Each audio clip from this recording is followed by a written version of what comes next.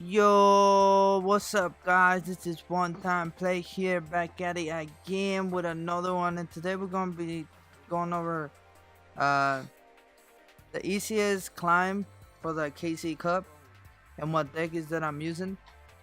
This deck is basically a 9 out of 10, so it's a 90% win rate, and that really goes against like anything such as like mass heroes.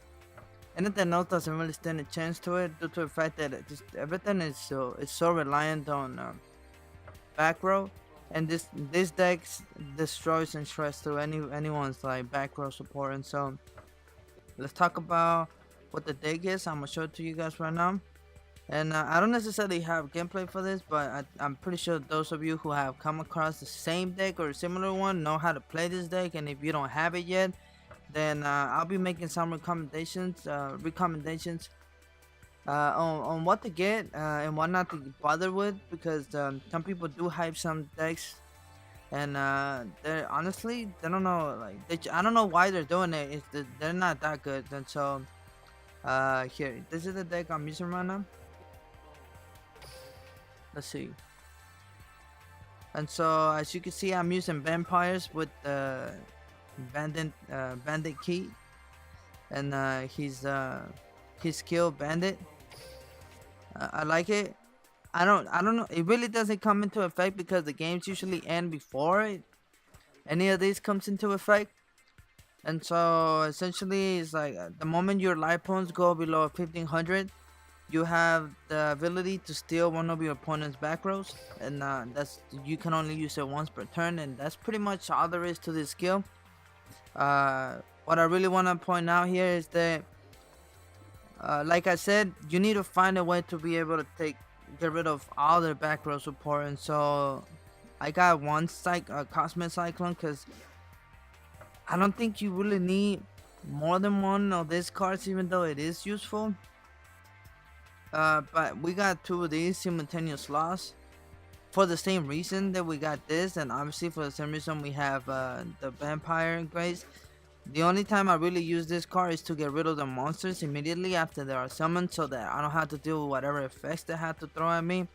And this and the Queen are essentially just there to destroy the back row support. And so the only reason I suggest that you guys have only one of this, even though I do only have one of them, I wouldn't play two of them due to the fact that you're already taking away too many life points in order to activate all the vampires effect. And so you don't want to add into that, because I had it happen that my life points are too low and I swing it to somebody into, I don't know, it could be there's many cards that lower your life points so that you like destroy your monster as you go toe to toe with their monsters. And so you want to avoid dying due to the fact that you're too low on your life points, because you could always recover your life points using Vampire's Domain. And so I wouldn't necessarily say you rely too much on this card due to the fact that it does take 1,000 life points in order to activate it. And don't bet all your odds on the fact that this card is you're actually gonna pull the card, even though it is useful and you want to have it in your hand. It's not always gonna happen. And so I do only suggest to have one Gosuki and two Vampire Retainers and Familiars. And I like this only due to the fact that if it is destroyed by by Treacherous Trap Hole, you're able to special summon somebody else. This card is pretty versatile due to the fact that it doesn't die. And so if you're fighting Blue Eyes and they pull out their White Dragon to try to banish whatever card they want, you're gonna either get rid of them immediately with this after they try to target this card, because you don't wanna put a lot of cards on the back, and you don't really have to do to a fact that allows them are quick effect, such as Econ, and the rest of them are like spell fields. Then everyone playing essentially will try to target anything on your back row, which will be this for the most part, or this, which you can always use. And so I'll say that you use this in order to try to like attack the monster, and since it goes to 2500 after the Vampire Kingdom is on the field, then you can actually destroy all the Blue Eyes White Dragons, because because this guy is able to remain on the field if you activate his effect. And the moment you do, you're able to summon that blue eye to your side of the field, and then its effect activates on your side of the field, so you can use it against your enemy, and you'll have a 25 beater on your side of the field. And so, like I said, it's a pretty versatile monster. She comes in handy every now and then. The thing I like about her is that her effect activates every time you summon a vampire monster, so she doesn't have to be normal summon in order for her effect to go off. Any vampire monster can activate her effect, and so that's pretty useful when it's needed and whenever you can use it. Other than that, honestly, it's a pretty basic deck. Other than Cyclone and Simultaneous Loss, not many people use it, but you should use it because it gives you more back row support. But yeah, this is essentially the deck I've been using, and I'll show you what level I'm on. And I'm level 17, and as you guys can see, the only time I really lose is when I misplay and I just do something stupid because I'm not really paying attention. But here these are 10 matches, and I won 10 out of I won 9 out of 10 matches, which means it's a 90% win rate, and that's literally against mass heroes, against what's the thing, Buster Blader doesn't really work. I know that one guy, what's his name, DK, decided to make a big deal about him, but the deck is useless. It's only useful against, you could say, blue eyes, and blue eyes are not even that reliable, to be honest with you. The fact that the second you are able to swing over their blue eyes, which a lot of cards do nowadays, they're done. They don't have much back row support, but other than they could keep reviving their blue eyes. And like I said, if you could get past that, then honestly there isn't much to do, and there isn't much for them to counter with. And so I say that blue eyes is something you shouldn't waste your gems or your money with. And so, and I do have this deck. I bought it once and I've been trying it. I do have some of the cards I need, but it's quite expensive, and honestly it's not even top tier. Like I said, mass heroes would do away with blue eyes at any moment due to the fact that they got so many back row support, but they struggle with vampires due to the fact that they can snipe anything on the back. And yeah, honestly, I would, if you're planning to actually do pretty good on a KC Cup, I suggest you guys just go on and try to make a vampires deck, because it's honestly the best deck that you can get right now. I was trying to use the Buster Blader, like I said, and I was trying to use what's it called, Blue Eyes. I lost too. It's too inconsistent. The moment that somebody is able to get rid of your back row or destroy your blue eyes, Buster Bladers falls apart, and blue eyes deck just basically has no back row support. And so I don't suggest you guys using that in order to compete with mass heroes or vampires. And so this is the only reason I'm using vampires. I was excited about trying using a new deck, which was kind of cool, you know. But honestly, Blue Eyes just doesn't, it doesn't live up to the hype. Neither does Buster Bladers. And so yeah, like I said, this is the easiest climb you have, even against mass heroes.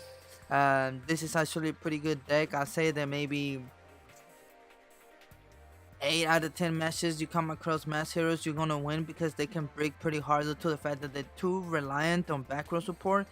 And so yeah, they do have trap hole, but if your monster, if they go second and you already have everything set up, then it's pretty hard for them to get around. But the fact that you're about to start sniping out their cards, especially when you got 2 copies of Simultaneous Loss. And if you want to, you can add a 3rd copy and then just get rid of Cyclone, because Simultaneous Loss doesn't force you to pay 1,000 life points, which is what you're relying on in order to activate all your monsters effect. And so yeah, if you guys want to really actually make a land a pretty good spot on the KC Cup, I suggest you guys use this skill. Bandit is cool. You could also use Seal Tombs. It's fine by me, but this deck is the deck that I suggest. It's pretty consistent. You, like I said, you pretty much get a good hand, even if it doesn't look right. You're just making the right moves.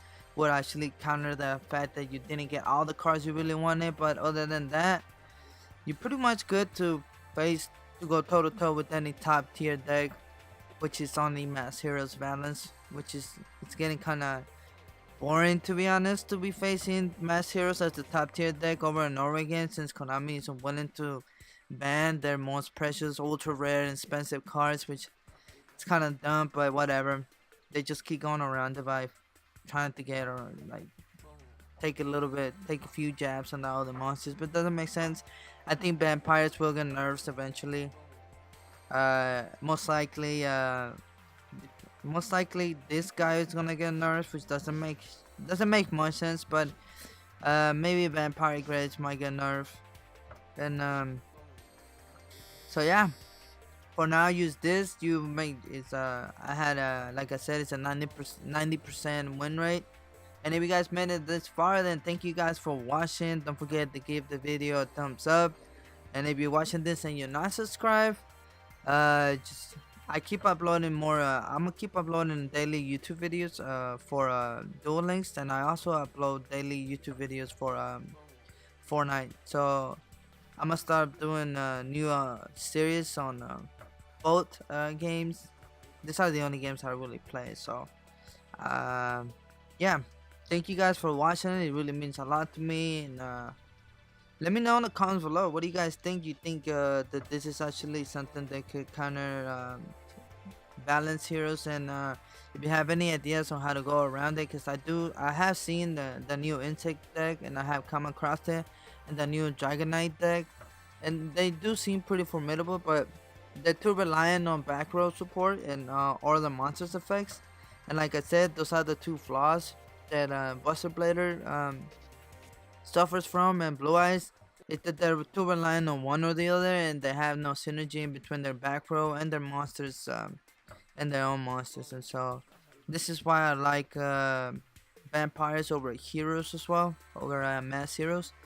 Mass heroes is too reliant on the back row support in order to be worth anything, and that to me is too inconsistent, because something like vampires could just completely snipe their entire back row, and they're literally done for it. Like, not even their I don't know what the name of that monster is, the one that you can destroy with a particular monster after like 5 stars or something. My samurais and even my retainer are able to fucking pass by it without a problem. And so yeah, I suggest you don't waste your time or your gems on Blue Eyes, but try to get a formidable vampire deck. And yeah, definitely don't waste your time with Buster Bladers. It's worthless. It really isn't much. Maybe in the near future when vampires get nerfed, but for now, this is the easiest climb you have on the KC Cup. Well, thank you guys for watching. This is One Time Play, signing out. Peace.